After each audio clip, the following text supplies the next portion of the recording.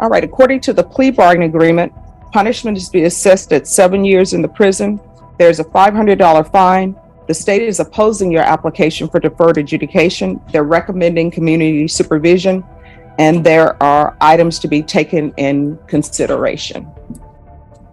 Have both parties had a chance to review the PSI report? Yes. Any objections to the PSI report, state or defense? Judge, so there are some errors on the PSI report that we wanted to bring to your attention. Yes. So it lists the offense date as, I believe, November 16th of 2021, when in reality, the offense date that's on the indictment is October 16th of 2021.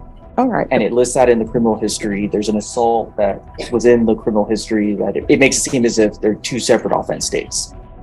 Okay. And then I think in the, towards the back of the actual statement itself that Ms. Sigona gave, there's a portion where it's talking about the co-defendant and that he's charged with ag assault deadly weapon. It's assault SBI. It's the same offense. Okay. We just wanted to make sure you were aware. All right. And the court is also in receipt of victim impact statement. And the court reviewed that without objections from the state or defense. Is that correct? Yes, Your Honor. Yes, Your Honor. And the court is also in receipt of letters that defense presented on behalf of the accused. And there were no objections to the court reading those letters. Is that correct, state and defense? No objection, State Judge. All right. So the court has reviewed all of those documents. Your Honor, I also raised that part of the agreement of coming back today was that the misdemeanor that occurred on the same day of this alleged date was to be taken into consideration with CC County Court 4 case 69-3701. Yes. And the court does have that as a part of the plea bargaining agreement. And Judge, just to kind of expand on that, I believe as an additional part of the plea agreement was that she was to take responsibility for what happened as a part of the TIC. Yes. Okay. All right. So my understanding, the complainant in this case is Rebecca Martinez. Yes. All right. And is that the Rebecca Martinez who's on the fourth court? Yes, Judge. Yes, sir. All right. President of the courtroom. So that everybody can be aware, I do know Rebecca Martinez. She's never been to dinner at my house. I've never been to dinner at her house, but I do know her. We are colleagues. And when I see her, I say hello. She says hello to me. I may ask her about her day. She may ask me about my day. But I will tell you that my decision on this case is not going to be impacted by the fact that I know her. So if any... This right here. Huge moment. The judge discloses she personally knows the victim, and that's not drama, that's judicial ethics. When a judge says, if anyone objects, now's the time, that's your window to argue potential bias. The defense declines. That's strategic. They're signaling confidence, or they're betting that transparency works in their favor. But let's be real, when the victim is another judge, the courtroom temperature just went up 10 degrees. If anyone has any objections to me hearing this, now is the time to say so. State? No, Your Honor. Defense? Your Honor, I have all the confidence that it was fair and right in this case. So no objection. All right. So are there any witnesses that anyone wishes to present? State? So the state doesn't have any witnesses. The main thing that we wanted the court to be aware of was the statement from the complainant, which the court has already noted that they read. Yes. Defense, any witnesses? Your Honor, other than my plea and our arguments to you before considering sentencing in this matter, I will be speaking, and Ms. Sigona may say a couple of words, and Ms. Sigona's parents are present in support of her today.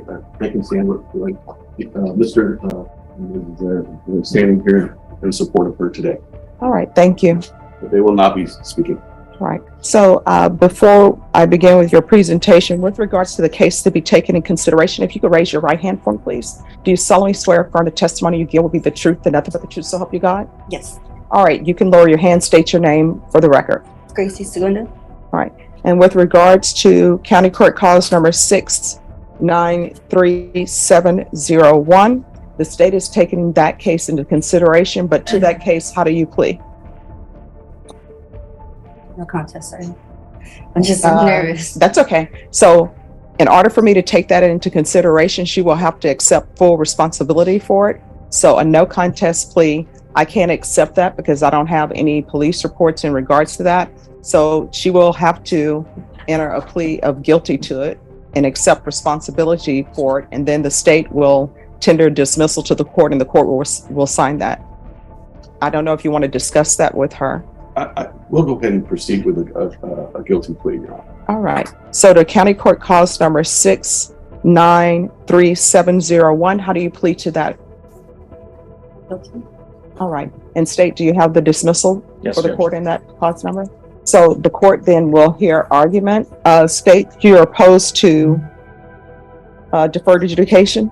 Yes, Your Honor. The reason why the state is opposed is because of the nature of the offense, the actual underlying facts. There was an assault that occurred where the resulting assault created a lot of issues for the complainant. She was severely injured. Her life was severely impacted from that day forward, and she still feels the impact to this day. It's something that was senseless and didn't need to happen in the first place. So that's why the state is opposing deferred and is asking for probation. Defense? Your Honor, we're here because one incident can't define a person for the rest of their life. And this is very serious, and no doubt we take that very seriously. This is a felony charge. It's a felony charge that carries a very significant penalty. But Ms. Segundo, I think, has demonstrated a respect not only to others, but to life and to animals, and in her work and her career in taking care of pets. Rarely do I have an opportunity to where a client will provide 32 letters of reference about how wonderful she is with caring for others. And that is the life that she defines herself with. We just feel like this should not define her as a felon for the rest of her life when she has 4 children as a single mother. We know that life is difficult and it's very, very, very hard. And she's having to raise 4 children on her own, ages 15, 14, 12, and 10. As a single mother, she has to be involved in their school activities and support their activities with FAA. And a felon cannot be associated with children and be around them in school activities. This would drastically impair her ability to be a mother to her children. And so she's really fighting to be able to continue to provide the love and the support of 4 children that need their mother so that they can become better than her and have a future. She lives in Houston. She leases a home. She's lived in that home for 3 years. She has good family support. As I'd said, her mother and father are present. She has a high school diploma. She has been employed during this whole time. This case is 2 years old. 2 years this week, this happened. And it's been 2 years that she has been experiencing this, and she has complied with everything this court has asked. She's appeared in court. She's traveled from Houston to San Antonio. She has fully cooperated. She has weighed all of her decisions and sought not to seek a trial, but to put the decision on deciding her future on you. And she made that decision because she felt that was in her best interest. She does receive some child support. She is willing to do everything and anything that it takes to give her this opportunity. I explained to her that deferred adjudication is a double-edged sword. You may think that you're not going to be subject to a conviction, but in actuality, you are subject to all the conditions and behavior for 7 years. We're asking you, Judge, to give her that chance, to give her the opportunity to prove to you that this one incident does not define her life or who she is or how she is as a mother or how she works. This case was very regrettable, and it should have been a day of celebration. It was after a football game, and she was acting in defense of another. She doesn't know the victim in this case. She doesn't know the judge. She never knew who she was. And I sincerely believe that just because she's a judge doesn't mean that this case should be treated any different than any other case of any other person who comes to this court and gets justice, because she should get an opportunity to do it. She's willing to do the urine analysis. She's willing to state no contact, and she's had no issues in the last 2 years with the defendant, the complainant in this case. She's willing to take anger management classes. She's willing to do community service. She's willing to do what it takes to give her the chance, and she has proven other than this one incident that happened in a flash, wasn't premeditated, it wasn't thought of. It was just something in a reaction and defense of someone that she was with. And for that reason, we think that she should be given an opportunity to earn the right to be able not to be a convicted felon.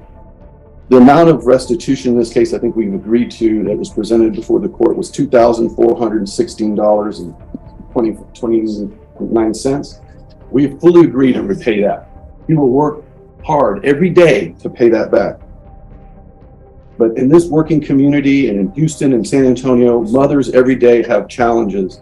And we regret that this happened. And I know that she sincerely has nothing personal against Ms. Martinez or her husband. She wants to do what's right, but she also wants a chance, Judge. And I'm asking you with all the fiber of my body to give her that chance. And I will make sure and work with her that she will comply with every condition so she will never be back here before you regarding any violation or any condition of this case. You want to say something? No, I'm nervous. All right. Well, just so you know, in this court, I see everybody as a human being. I don't see them as their titles. So for me, defendants are not defendants. They're human beings who are accused of a crime. The fact that Rebecca Martinez is a judge, that doesn't mean that I'm putting weight on the fact that she's a judge. If she were the president of the United States and she were here as a complainant, I wouldn't put weight on the fact that she's the president of the United States. I'm just dealing with the facts here. And my job is to look at everything objectively and not outside noise, not what people's occupations are. You understand? So I always reread everything and reread police reports and the PSI report, and I've read the letters. I do not understand how. This is where the case pivots. The judge isn't just asking about an elevator, she's testing credibility. Sentencing isn't just about what happened, it's about whether the explanation makes sense. And when a judge says, "I don't understand how we go from capacity to a brawl," that's code for, "Convince me this wasn't a choice." Because if it was a choice, that changes everything. The fact that an elevator has a limited capacity, how we go from people saying the elevator is full, you cannot be in an elevator, to it's a brawl. So explain that to me. I mean, it just, I couldn't tell you. I mean, there has to be some sort of thought process. For example, if there's an elevator, I think everybody knows there's a weight capacity on the elevator. Mm-hmm. Me personally, when I see there are too many people on the elevator, I don't get on. But obviously what we are here now for is there's an elevator. According to everything that I've read, the elevator was at capacity. And there were already some people on there. I don't understand how an elevator is at capacity, people need to get off or more people can't come on, how that ends up in a fight. Yeah, I couldn't tell you how it started. I just, somebody in my party was getting into it and somebody hit me and I just reacted. And unfortunately, I feel bad and should never have done that. Shouldn't have got to that. It just happened really quick. I know things happen quickly, but the police report I'm reading, it doesn't say that somebody in your party got in an altercation and you got hit and so therefore you got into a fight. What your counsel is telling me is that somebody in your party, I guess, was in a fight and then you decided to get involved in that fight. I went to go and try and pull my friend away, and then I don't know, it was just a bunch of people and somebody hit me and I just reacted. Your Honor, if I could clarify, I think the facts is this is a COVID era situation in the elevator. These elevators can accommodate 18, 20, 22 people, and they were limiting it to 7. And as people went into the elevator, the policy and procedures of the elevator operator of not allowing people to come in once they met capacity. They were in the elevator. They were asked that there was too many in the elevator, and then people had to decide who's getting off, and they asked who she was with, another man and another person, to get off the elevator. That person said, I want to talk to your supervisor. That individual entered into an altercation with the victim's husband that spilled out of the elevator onto the floor. She came in assistance to that man, and that's when she was hit, and that's when she struck the victim. That's stated in one of the reports here that was provided to you in the PSI. And she did not go in there to fight. She didn't go in there to look for someone to fight. She was trying to get someone off of her friend, and in the process of that was struck, and she injured Ms. Martinez. And so it's regrettable, Judge. There's no doubt about that. And this incident happened in a matter of seconds, and that's why we're here 2 years later doing that. And in addition to that, Judge, there is a civil suit in this case, where the parties in this case are seeking $1 million in damages against my client. And so this case will not end today. It will continue in a civil matter with a lower burden of proof, where she will have to defend herself in a civil cause of action for money damages. And Judge, just to clarify from the state's end, I would disagree with the characterization of how the incident started. The party was already on the elevator. The complainant's party was already on the elevator. They were asked to not enter the elevator. They weren't kicked off the elevator. They were asked not to enter. They were in the elevator. And that's what started it. And I also have a copy of the lawsuit that was filed this week before the sentencing. And there it is, the civil lawsuit enters the chat. The defense tries to signal, hey judge, she's already facing $1 million lawsuit. But notice what happens. Objection sustained. Why? Because criminal sentencing is about criminal responsibility, not whether someone's getting sued in civil court. Two different arenas. Two different burdens of proof. The judge shuts that down fast. Clean courtroom control. Where they're seeking $1 million damages in civil lawsuit right here. You want to see it, Judge? It's public record. I would object just because relevance.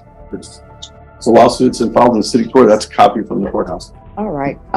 Unless there are some facts that are listed in the It pleads lawsuit. the whole case, Your Honor. Exactly what you're talking about is pled in the civil suit. I mean, if that document has facts that somebody has, alleged facts that somebody has presented, that's a different rendition from what's in here, then the court will. It does not, Judge. All right. So, just to let you know, there is a civil suit. all right, then the objection will be sustained. All right. Anything else from either side? No, Your Honor. No.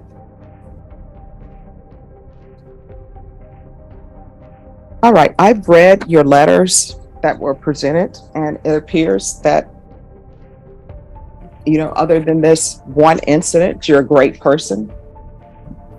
But sometimes sentencing, not sometimes, always sentencing has to do with punishment, rehabilitation, and basically whether or not someone should go to prison or not go to prison. These are all things I have to think about. You understand? And so I have to weigh certain things. And the things that I'm weighing are the fact that there were people in the elevator and you were asked not to get on the elevator. Is that correct or is that not correct? You were on the elevator. Your Honor, the elevator's door was open. They entered into the elevator and they were asked, there were too many in the elevator, and the elevator operator asked people to voluntarily get off. All right, so there were already people on the elevator. Then you got on the elevator and you were asked to get out? Us just walked in at once. All right. And then you were asked to leave. then they said we need people to get on.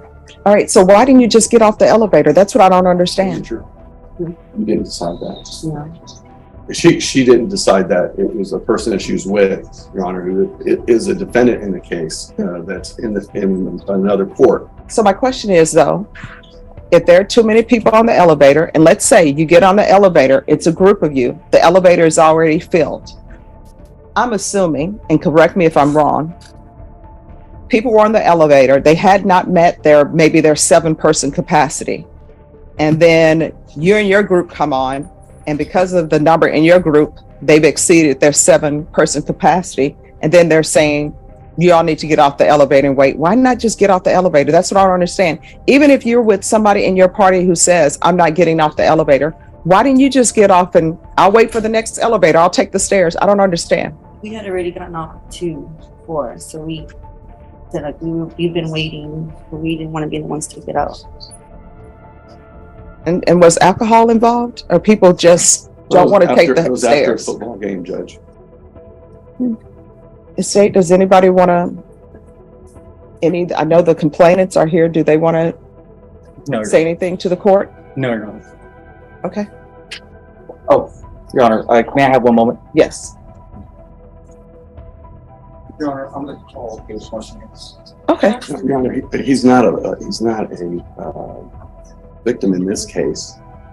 Why would he come to? I mean, we'll see what he has to say. I don't know if he's a relevant witness or not, but if he were present at the scene. You know, I would think that the person involved is the one who's, in this case, is the one that would need to address it. He's had his day in court. He has spoken before the court. I don't see why he needs to speak in this case at sentencing. All right. You can call your witness. State calls David Martinez. Right. Your Honor. You're welcome. If you can raise your right hand for me, please. Do you solemnly swear or affirm the testimony you give will be the truth and nothing but the truth, so help you God? I do. All right. You can lower your hand if you'll state your name for the record. David Martinez. All right. State. Mr. Martinez, from your memory, what occurred on that day? On that day, we were in line to get into the elevator. The capacity of the elevator, of course, as I mentioned, was 18. But because of the COVID era, there was an elevator attendant there. She said only 8 could be allowed in. We were 3 couples and 2 children, which were a total of 8. As we walked in, we were already in the elevator. They decide to come in behind us. The elevator attendant told them they need to step out. It's full. They had been intoxicated. Her friend. Objection, speculation. Overruled. No, they were No. Yeah.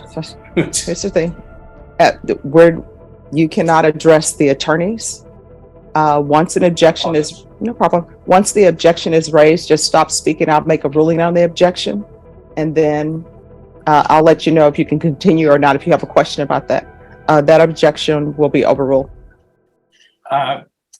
He came in, stood at the door, prevented the door from closing. Objection, Your Honor. I just asked for clarification from the ones. I don't know who he is. Which he are you speaking about, sir? Her partner. There was 2 gentlemen, which was the initial one that started arguing with us, and her partner that she was mentioning that walked in, and they were not. We were already in the elevator already when they decided to block the door from closing. Can't recall the individual's name, but it was a younger gentleman that was with her. He proceeded to argue with the elevator attendant about, letting them in or not, that it was BS, that they cannot be let in because there was a lot of room. And she told him they had to leave. He continued to argue with her, and he said that he wanted to talk to her supervisor. And she says if that's the case, she shut off the elevator. And that's when words were back and forth. They continued berating us. She was cussing like a sailor, as well as the other ones. We kept quiet, and they started again arguing with us. We stayed in there. The kids were already getting terrified with what was going on. They started crying, and they continued with their vulgar language. And I just told them one time, that's it. F you. The gentleman that was with him got upset. He literally, from the outside, ran into the elevator, knocked us all over, and assaulted all of us in there. I grabbed him and I pushed him out. It was not the individual that she says was in there. It was the other individual that was with him that probably hosted them to the game. And he and I went outside. And after that, what? From there, sir, is that where everything happened? Correct. Pass it with this judge. Any questions? Mr. Martinez, I'll just start right from leaving the elevator. So by the time that you set foot out of the elevator, you're in the middle of a physical altercation. Is that right? Yes, while I was on the ground. Okay. How much were you able to perceive about what was happening around you while you were in the middle of that? Well, I was altercation? on the If you ground. let me finish. All right, it's, One I'm gonna talk. So my question was, how much were you able to perceive about what was going on around you during the middle of that physical altercation? I was not able to see when I was on the ground what was taking place after that. Okay, and we can agree that the incident in question, the basis of this criminal case here today, is something that happened during the middle of your physical altercation, right?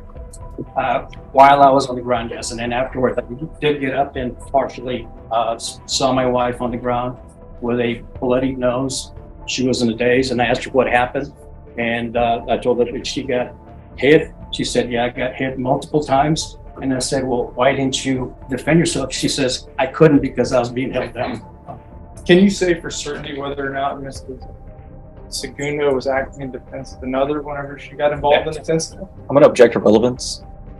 All right, that'll be overruled. You can answer the question if you know. I can't say that, but you know, I can't answer. Oh, and I understand, Mr. Martinez, the want for justice on behalf of the injuries for your wife. I just want to make sure that we're also serving justice here for Mrs. Absolutely. Sigona today based on her amount of involvement in this incident. And There was so- no, go ahead. I'm sorry. Go ahead, please. Finish. No, there was only two other parties involved, three parties, and the individual who was with me had already left.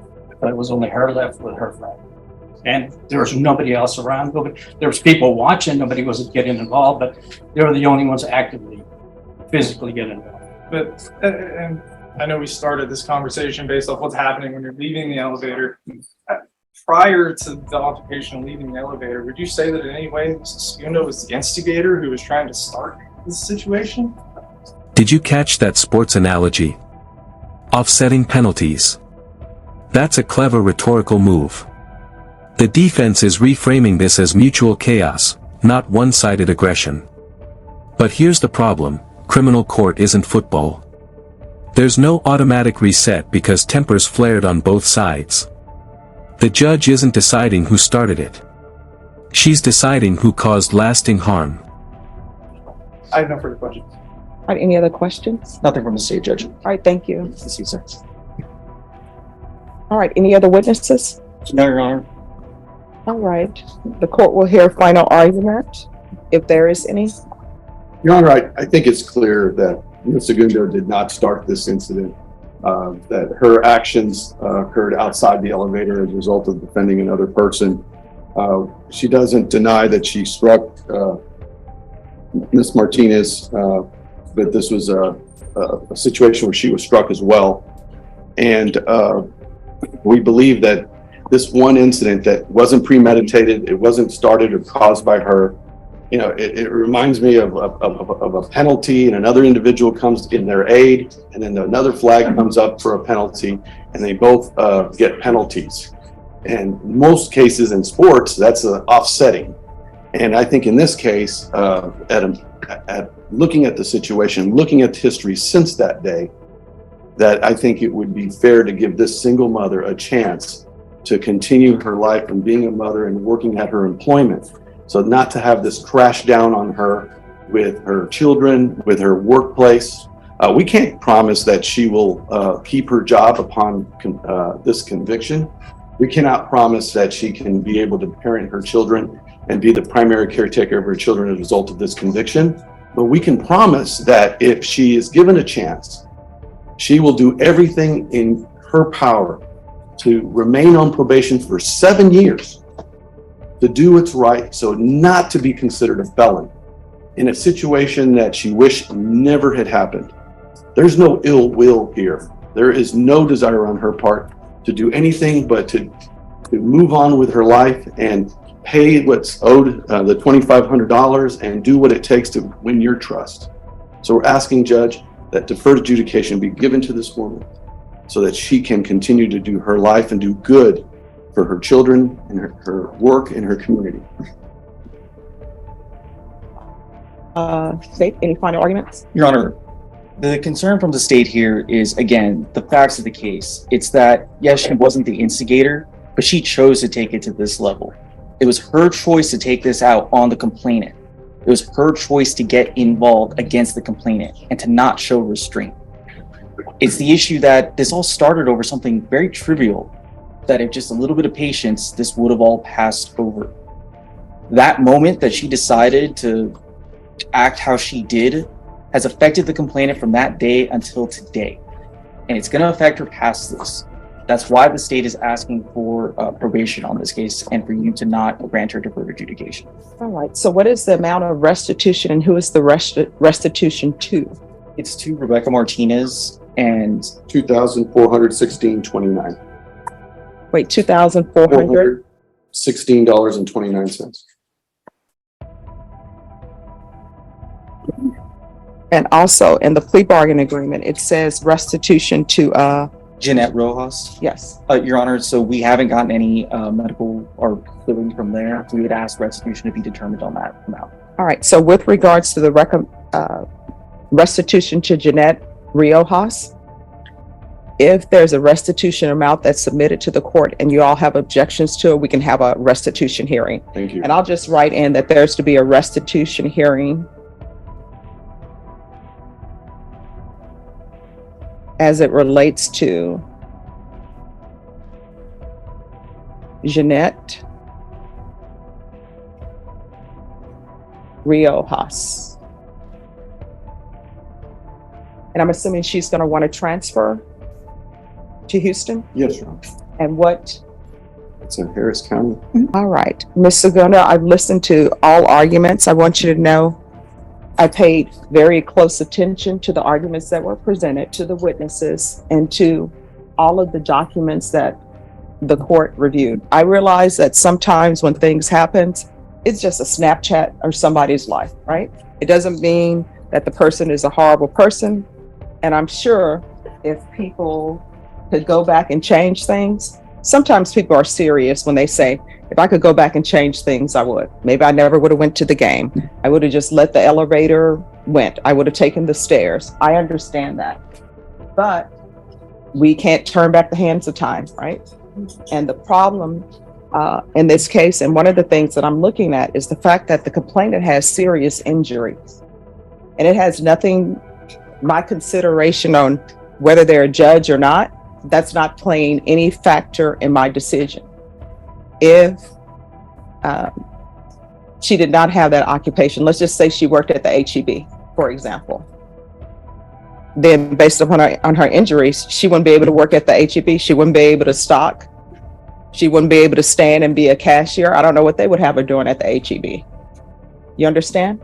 So her injuries are very serious injuries. And I've read the report that was given to me about her injuries, and I've read the PSI report, and I've read the police reports again in this case, because I always like to review things. So I understand that you're very sorry for what happened, but sometimes, yeah, it's great that you're sorry. It's great that you've internalized things, but there is still some punishment associated with it.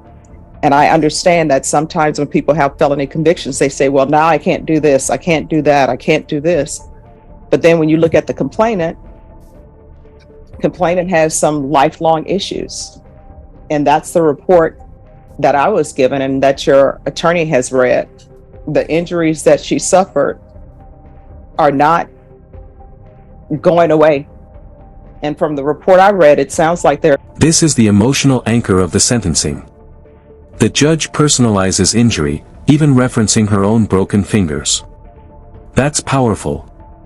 She's illustrating permanence.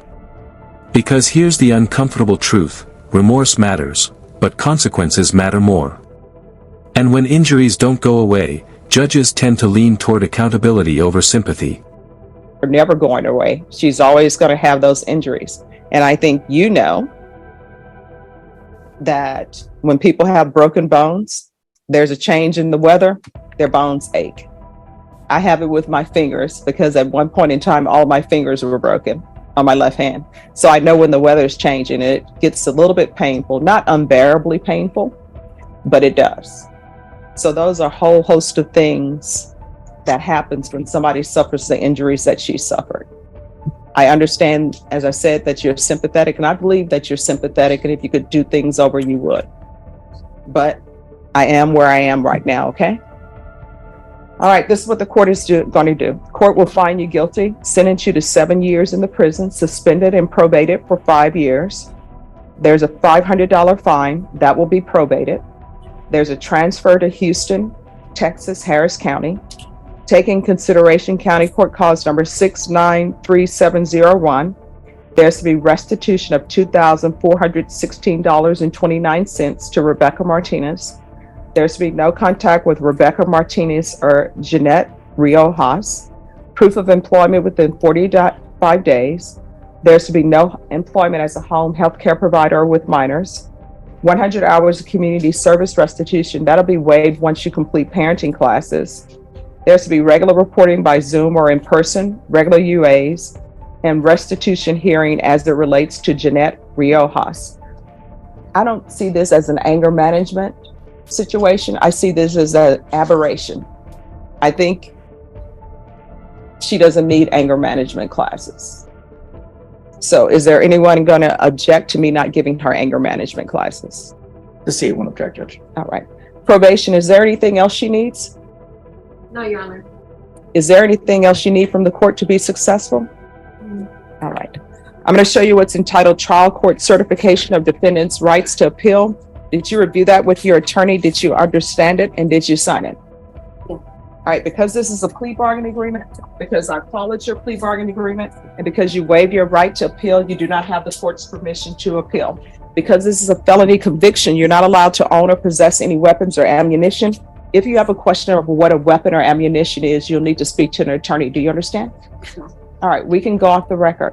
So what I've learned in my time on the planet, it's just best when somebody says, oh, you can't do that, and you want to argue about it, pick another day to argue about it. You understand? All right, good luck to you. Thank you.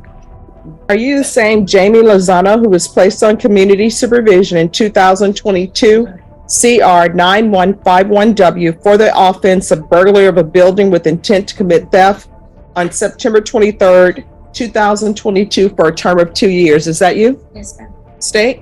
Yes, Your Honor. Violated condition number 2, on or about the 19th day of October 2022 in Bexar County, Texas.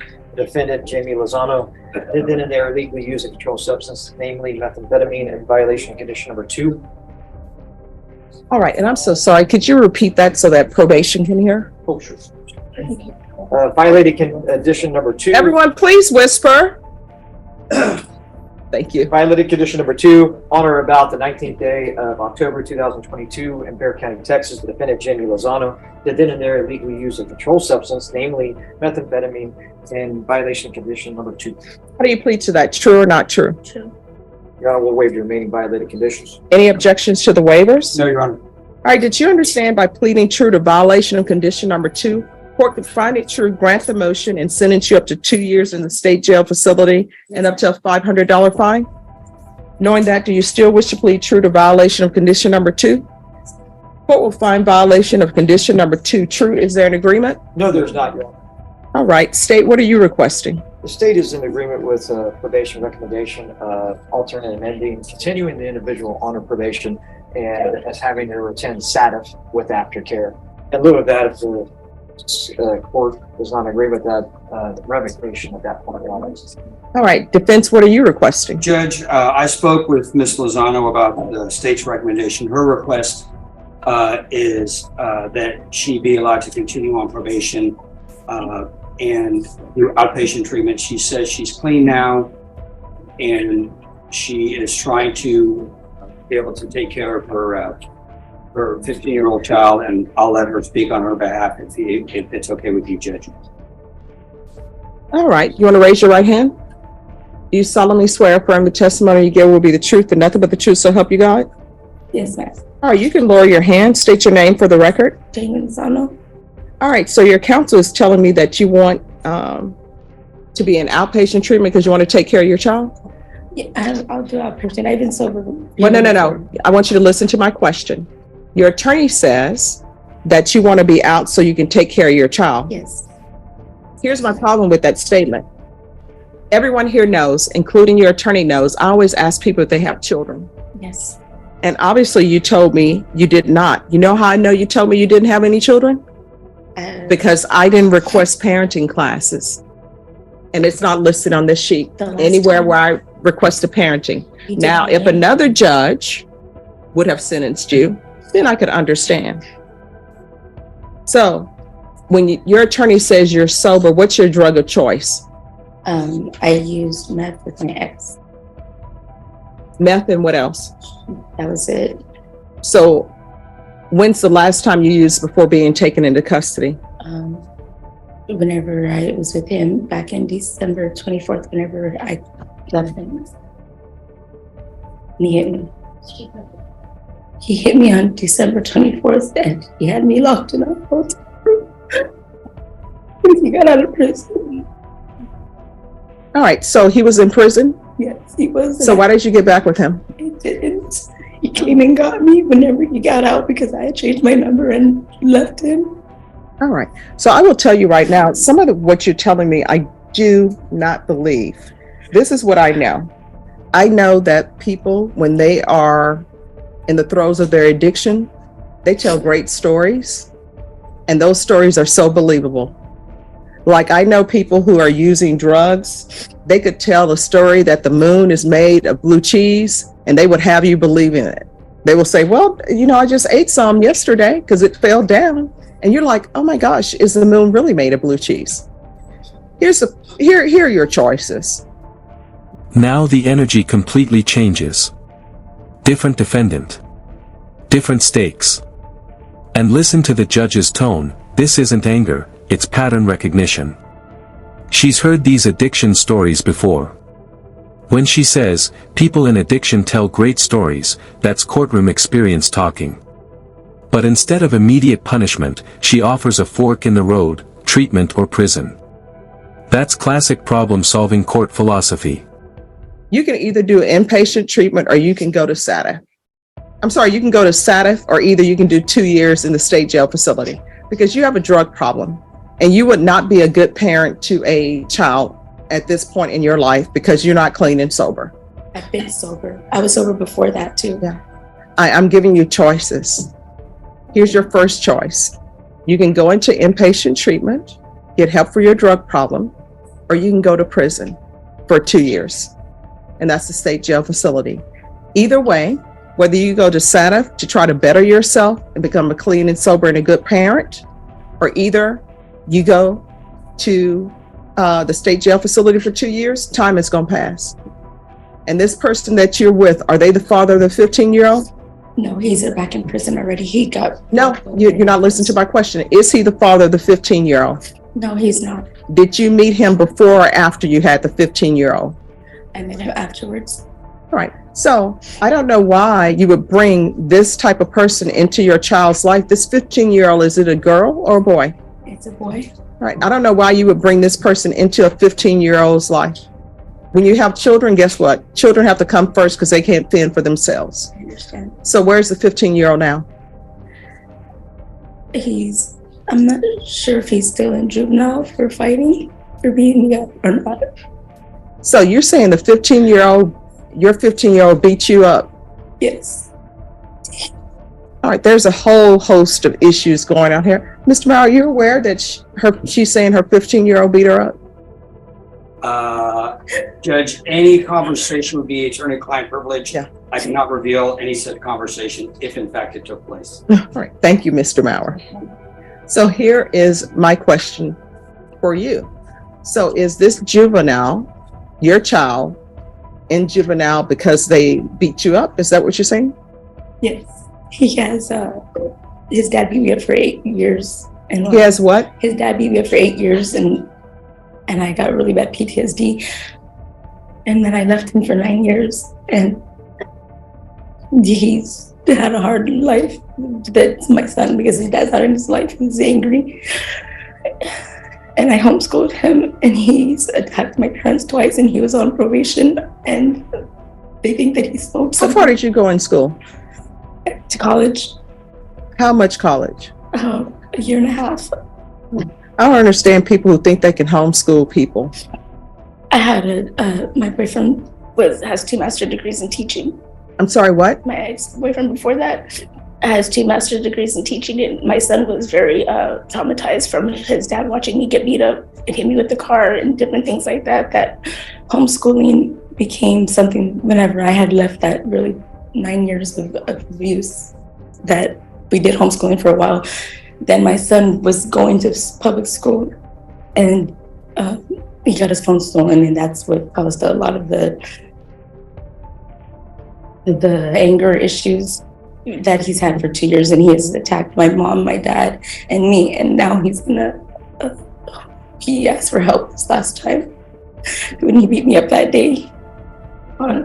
Your story is all over the place. I have to live it, ma'am. Well, I mean, no, it's as though we're on Calabria and you're taking me on, I'm just Highway 120 and stuff. Judge, would you consider a psych eval? Yes, I will. I that may be warranted under the circumstances. This PTSD really bad. I just have some concerns based on The conversation that we're having. Yeah. yes. All right. So this is what we'll do. We will do a evaluation. Ms. Ferguson, can you refer her for a psychological? I'm sorry, what? I don't take meds. I've been diagnosed and everything. What have you been diagnosed with? With severe PTSD and anxiety and my disability. On disability for mental health issues? Yeah, that's for my anxiety and stuff. I was in a abusive relationship for 9 years with his dad. And then I've been away from him for 9 years. This December will be 9 years. All right. Is there anything else? No, Judge. I just Not want- at this time. All right, so this is what we're going to do. We will have her evaluated for competency, Ms. Ferguson, and probation. I know if she is incompetent, it wouldn't do, probably wouldn't do well to do the MIC, but could you see about MIC evaluation anyway? What my office, the facility, right? Yes. We do a MIOP evaluation. Yes. That may be more I would appropriate, or the ISFP diagnosis. All right, could we do the MIC MIOF evaluation for her? All right, and what we'll do is, even though she's pled true to violation to number 2, when we come back for another hearing, if she still wishes to plead true to number 2, she can still plead true to number 2. But for now, counsel, are you asking that her plea of true be withdrawn? At this time, yes, Judge. Any objections? All right, is there anything else that you need from the court? I just want to go home to hear my son. And I don't have a bond or nothing. All right, so what's going to end up happening is you're going to be evaluated. It's probably not in your best interest. If what you're telling me is true about your son, then you are in no condition to parent him, and he is probably in no condition to be parented. And if he is in a juvenile facility, that means that Child Protective Services is involved because he doesn't have a parent to pick him up. So, I live with my parents. okay. Well, they're not picking him up, obviously, if he's still in juvenile, and maybe they're not releasing him. I have no idea what his charges are. I'm sure your counsel doesn't have any idea what his charges are, and your counsel doesn't represent him. But what I'm telling you, in your best interest, I'm going to allow that the plea of true to number 2 be withdrawn without objection from the state and with a request from the defense. You're going to be evaluated by a doctor. When the doctor comes to see you, your attorney will let you know what type of questions they will be asking. But I am going to put in a MIC MIOF evaluation as well. Thank you.